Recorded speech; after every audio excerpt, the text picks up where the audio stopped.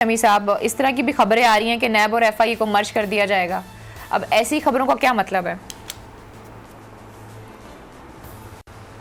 नहीं, ये कहा गया था, लेकिन मेरा नहीं ख्याल कि कोई ऐसी बात हो सकती है। जो एफआईए है वो हमारी फेडरल एजेंसी है और उसमें हुकूमती इन्वेस्टमेंट की ज़रूरत है कि उसके अंदर जिद्दत लाई जाए और वो जो अब नए जो चैलेंजेस हैं उनको सामना कर सके, जैसे साइबर क्राइम्स हैं, जिस तरह वाइट कॉलर क्राइम है, क्योंकि अब हमारी एजेंसी में ऐसे लोग होने चाहिए जो इंटरनेशनल लॉ को भी समझते हों, इसलिए कि ये दुनिया ग्लोबल मार्केट बन गई है और हर तरफ से चीज़ें आ जा रही हैं। तो एफआईए को वेल इक्विप करने के लिए, उसमें वो पेशा वराना सलाहियतों के लिए गवर्नमेंट को उसमें इन्वेस्टमेंट करनी चाहिए। लेकिन ये मर्जर की जो ठीक बात है, ठीक है, मर्जर की बात करें आप, बिल्कुल ठीक नहीं है। अच्छा, कुछ लोग अभी एक और भी चल रही है, इरफान कादिर साहब, बातें चल रही हैं 18वीं तरमीम के हवाले से। आपने देखा है कि अपेरेंटली तो यही कहा जा रहा है कि हम सब लोग एक पेज पर नहीं है, लेकिन बहुत से लोग ये कहते हैं, और कल हमने भी इस हवाले से बात की थी, कि एक फॉरवर्ड जो ग्रुप है वो बन गया है और वो ये कहता है कि ठीक है, हम 18वीं तरमीम में आपके साथ होंगे। लेकिन उसके साथ साथ ये नैब के हवाले से भी चीज़ें आना का, ये दोनों चीज़ें आपस में कहीं ना कहीं से इनका कोई लिंक है इरफान साहब? जी बिल्कुल, इनका बहुत बड़ा लिंक है, क्योंकि जैसे मैंने कहा आपसे कि ये बहुत सारे प्रोविजंस जो हैं आइन के, वो कुछ इस किस्म के हैं जिससे कि मुख्तलिफ अदवार में हुकूमतें जो है वो मजबूत भी हुई हैं और कमज़ोर भी हुई हैं। मसलन 18वीं तरमीम के ज़रिए उन्होंने जो 8वीं तरमीम थी उसको ख़त्म कर दिया, यानी कि 8वीं तरमीम जो है जनरल मुशर्रफ ने दोबारा रिवाइव कर दी थी 17वीं तरमीम में, तो उन्होंने 18वीं तरमीम से वो चीज़ ख़त्म कर दी, यानी कि सदर पायार था असेंबली को तोड़ने का, डिज़ोल्व करने का, वो उन्होंने 18वीं तरमीम से ख़त्म कर दिया। और ये बड़ी इंटरेस्टिंग बात मैं आपको बताऊं कि जितने भी पार्लियामेंट्री सिस्टम है वहाँ पे सदर पाकिस्तान, हेड ऑफ स्टेट या किसी भी मुल्क के जो हेड ऑफ स्टेट है, उनको ये इख्तियार हासिल है कि वो असेंबली तोड़ दें। King in parliament, queen in parliament को भी ये कॉन्सेप्ट है बरतानिया में कि वो भी वहाँ पे असेंबली जो है वो तोड़ दें। ये सिर्फ सदारती निज़ाम में अमेरिका में कि सदर अमेरिका के जो है वो वहाँ की जो मुकन्ना है या कांग्रेस, लेकिन ये एक नेचुरल कॉन्सेप्ट है जो कि पार्लियामेंट्री डेमोक्रेसी के साथ जाता है।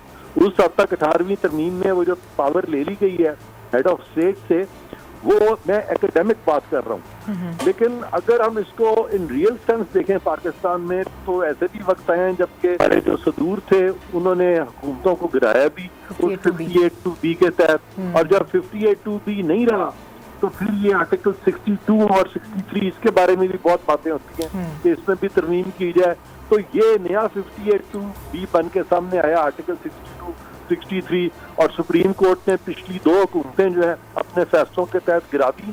तो ये बड़ा गहरा ताल्लुक है पाकिस्तान की जो सियासी टग ऑफ वॉर है और जो इस्तेकामत है हमारी हुकूमतों की, उससे इन तरमीम का। मसलन ये जो बहस चली हुई है कि जी कितनी सूबाई, जब 73 का आइन बना भुट्टो साहब के टाइम पे, तो मुझे अभी तक याद है कि उसको बहुत सारे लोगों ने कहा कि जी इसमें तो सूबाई खुद मुख्तारी उस तरह है ही नहीं, जिस तरह के कायदे आज़म का ख्याल था कि जिन लाइन पे पाकिस्तान जिस किस्म की फेडरेटिंग यूनिट्स होंगे वो तो यहाँ पे है ही नहीं। और फिर जब इसका मुवाजना किया गया, मैंने भी बहुत साल पहले इसकी एक स्टडी की थी, तो मैंने देखा कि गवर्नमेंट ऑफ इंडिया एक्ट 1935 का जो है उसमें ज्यादा। अच्छा इरफान साहब, मैं दोबारा अपना सवाल करना चाहूंगी, आप बिल्कुल ठीक कह रहे हैं, माजरत के साथ कता कलामी के लिए मैं इरफान आपसे करती हूँ ये सवाल। इनाम, मुझे ये बताइएगा, मैं सिर्फ ये जानने की कोशिश कर रही हूँ कि एक तरफ बहुत ही आइडियल किस्म की, चलें अभी एक स्पेकुलेशन नहीं हो रही है कि आइडियल किस्म की नैब की तरमीम आ रही हैं, अगर वो आइडियल किस्म की नैब की तरमीम आ जाती हैं तो कहीं ना कहीं इसका जो लिंक है वो 18वीं तरमीम पे सारी जमातों को इकट्ठा करने से तो नहीं है? ये मेरा आपसे ये सवाल। देखिए, ये आपने $1 मिलियन क्वेश्चन किया है, और इरफान कादर साहब ने जब आपने पूछा तो इरफान कादर साहब ने कहा जी बिल्कुल ये इंटरलिंक्ड हैं। हाँ। देखिए कितनी अफसोस की बात है कि एक इदारा जो एक स्पिरिट से बना था, बेशक मिलिट्री डिक्टेटर ने बनाया हो, इट डजंट मैटर किसने बनाया हो, लेकिन एक स्पिरिट से बना था कि ये करप्शन की रोकथाम करेगा। आज 2020 है, यानी 20 साल गुजरने के बाद जिस नेब को आइडियल बनना था, जिसको बड़ा परफॉर्म करना था, आज हम फिर क्रिटिसाइज कर रहे हैं कि जी ने। और अलीना, जब ब्रेक में आप बात कर रही थी कि जब आपने ये ड्राफ्ट पढ़ा तो उसके बाद आपको ये लगा कि जैसे नेब का वजूद ही ख़त्म हो गया है। बिल्कुल मैं एग्री करता हूँ इसके साथ। देखें, एक ऑटोनोमस बॉडी या कॉन्स्टिट्यूशनल बॉडी, इरफान कादर साहब बेहतर जानते हैं, जब उनके पास एक ऑटोनोमस कॉन्स्टिट्यूशनल बॉडी के पास इख्तियारात हो, जब वो इस्तेमाल करता है तो वो अलग बात होती है। अगर कोई सरकारी इदारा इस्तेमाल कर रहा है, जैसे FIA की मैं बात कर रहा हूँ, तो वो इन्फ्लुएंस हो सकता है। नेब एक कॉन्स्टिट्यूशनल बॉडी है। आपने कहा कि FIA और नेब का अगर मर्जर हो जाए, बिल्कुल ठीक है, कर दें आप, लेकिन एक कॉन्स्टिट्यूशनल बॉडी है, एक सरकारी इदारा है, मेरे ख्याल से ये फीजिबल नहीं होगा। लेकिन मैं यहाँ पर एक बात आपको बता देता हूँ कि 18th अमेंडमेंट जिस तरह इस कोरोना की सूरत हाल में एक अननेसेसरी टॉपिक हमने प्रायोरिटी पे लिया हुआ है, और उसी दौरान नेब का कुछ ऑर्डिनेंस आता है और ऑर्डिनेंस बिल्कुल पॉलिटिकल पार्टीज मुल्ज़मान के फेवर में जाता हो, तो फिर उंगलियां उठेंगी अलीना कि क्या 18वीं तरमीम पर इत्तेफाक राय पैदा करने के लिए कहीं मुल्ज़मान के साथ पेचअप तो नहीं हुआ। तो जब इस तरह के ड्राफ्ट आएंगे और वक्त से पहले आएंगे और जब आप उनका कंटेंट पढ़ेंगे तो आपको पता चलेगा कि ये तो फेवर कर रही है गनी मजीद गनी ग्रुप को। ये सभी साहब इस बारे में बेहतर जानते हैं। तो देखें, मिलिट्री कोर्स ठीक है, वक्त की जरूरत थी, लेकिन पॉलिटिकल पार्टीज की अपनी विजडम एक्सपोज हुई है उसमें। मतलब ये नहीं है कि उन्होंने गलत किया है, लेकिन इसका मतलब है कि हमने सिविल इंस्टीट्यूशन को इतना स्ट्रांग नहीं किया कि हम 1947 के वजूद के बाद 2014 में हम मिलिट्री कोर्ट्स की बात कर रहे हैं, और आज जिस नेब को 99 में बन के आज 20 साल हो गए, उसके बारे में हम कहते हैं कि जी इसकी जरूरत ही नहीं है, वाइप आउट कर दो। ये तजर्बे हमें महंगे पड़ेंगे। और मेरे ख्याल से जिस तरह मैं पहले जिक्र कर चुका हूं कि अगर इरफान कादिर साहब की कोई ड्यूटी लगाए कि इरफान साहब आप 48 घंटे हैं आपके पास, आप कुछ इस तरह का मसौदा तैयार करें कि मुल्ज़मान के लिए किसी किस्म की बरियत ना हो, कोई करप्शन के लिए एक सॉलिड दीवार हो, तो आई एम श्योर कि इरफान कादिर साहब तैयार करेंगे। लेकिन अगर आप पॉलिटिकल पार्टीज़ के फेट पर छोड़ेंगे तो फिर हम देखें 20 साल हो गए नैब को कायम हुए, आज हम कह रहे हैं कि नहीं खत्म कर दें। जहाँ पे नैब के चेयरमैन कुछ करने की कोशिश करते हैं वहाँ पे वीडियोस आ जाती हैं, ऐसा कि स्कैंडल्स आ जाते हैं। जी समी साहब, ये मैं आपसे भी ये सवाल करूंगी जो कि मैंने इनाम से और इरफान साहब से किया है। आपके इस हवाले से कहते हैं कि नैब और 18वीं तरमीम जो है वो इंटरलिंक्ड है।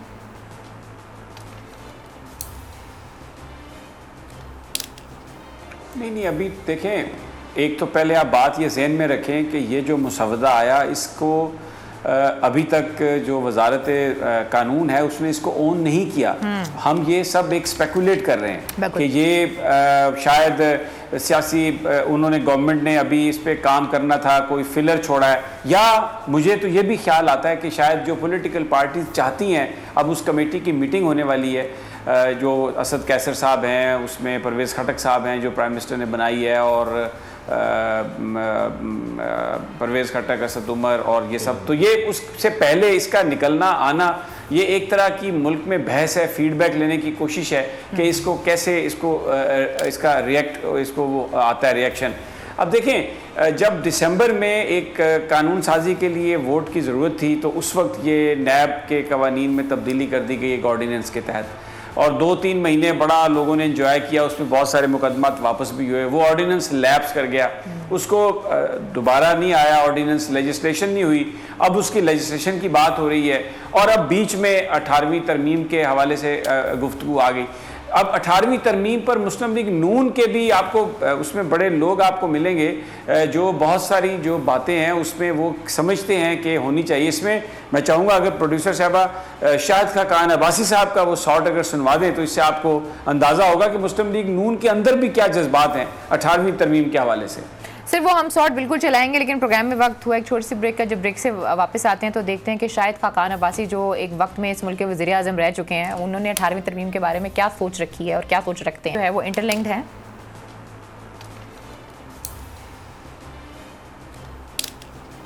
नहीं, अभी देखें, एक तो पहले आप बात ये ज़हन में रखें कि ये जो मुसवदा आया, इसको अभी तक जो वजारत कानून है उसने इसको ओन नहीं किया। हम ये सब एक स्पेकुलेट कर रहे हैं कि ये शायद सियासी उन्होंने गवर्नमेंट ने अभी इस पे काम करना था, कोई फिलर छोड़ा है, या मुझे तो ये भी ख्याल आता है कि शायद जो पॉलिटिकल पार्टीज चाहती हैं, अब उस कमेटी की मीटिंग होने वाली है, जो असद कैसर साहब हैं, उसमें परवेज़ खटक साहब हैं जो प्राइम मिनिस्टर ने बनाई है, और परवेज़ खटक, असद उमर और ये सब, तो ये उससे पहले इसका निकलना आना, ये एक तरह की मुल्क में बहस है, फीडबैक लेने की कोशिश है कि इसको कैसे इसका इसको वो आता है रिएक्शन। अब देखें, जब दिसंबर में एक कानून साजी के लिए वोट की ज़रूरत थी तो उस वक्त ये नैब के कवानीन में तब्दीली कर दी गई एक ऑर्डिनेंस के तहत, और 2-3 महीने बड़ा लोगों ने एंजॉय किया, उसमें बहुत सारे मुकदमात वापस भी हुए। वो ऑर्डिनेंस लैप्स कर गया, उसको दोबारा नहीं आया, ऑर्डिनेंस लेजिस्लेशन नहीं हुई। अब उसकी लेजिस्लेशन की बात हो रही है और अब बीच में 18वीं तरमीम के हवाले से गुफ्तगू आ गई।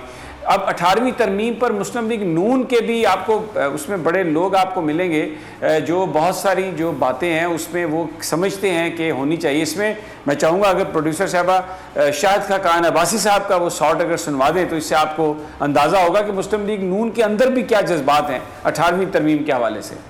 सिर्फ वो हम शॉट बिल्कुल चलाएंगे, लेकिन प्रोग्राम में वक्त हुआ एक छोटी सी ब्रेक का। जब ब्रेक से वापस आते हैं तो देखते हैं कि शाहिद खान अब्बासी जो एक वक्त में इस मुल्क के वज़ीर आज़म रह चुके हैं, उन्होंने 18वीं तरमीम के बारे में क्या सोच रखी है और क्या सोच रखते हैं। 6 शहर, 6 टीम, 6 सेलिब्रिटी कैप्टन। सिर्फ 1-2 शहर नहीं, हमारे साथ खेलेगा पूरा Pakistan. Karachi Knights, Lahore Leopards, Islamabad Eagles, Kashmir Heroes, Quetta Wolves, Peshawar Hawks. तो हो जाएं तैयार, पाकिस्तान में पहली बार गेम शो ऐसे चलेगा लीग के लिए। जिताएं अपनी पसंदीदा टीम को, खेलेंगे आप इस रमजान। गेम शो ऐसे चलेगा लीग।